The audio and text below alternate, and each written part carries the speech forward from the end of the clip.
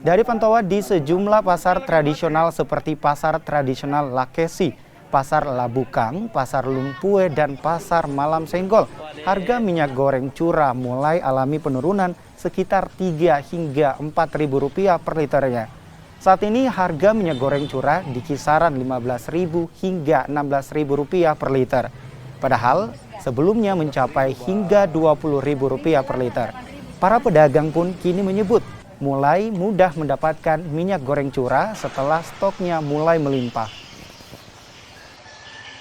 Ada 15,5, 16 begitu. Berarti sudah udah 15.200. Belum ada sosok dengan pembungkus.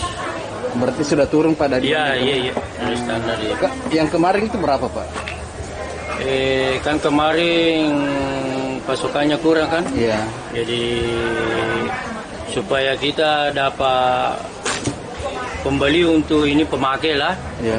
Supaya ada dipakai, ada kita dapat beli per 15 per liter. Supaya kita dapat toh. Iya. Bukan masalah harganya, cuma kasihan orang mau pakai tidak ada. Karena pasokan kurang. Ya. Berapa hari kosong kita punya panunya? Tidak dapat pasokan. Ini baru ini kemarin ada. Baru Tapi istilahnya 3 hari begitu. 3 hari. Iya.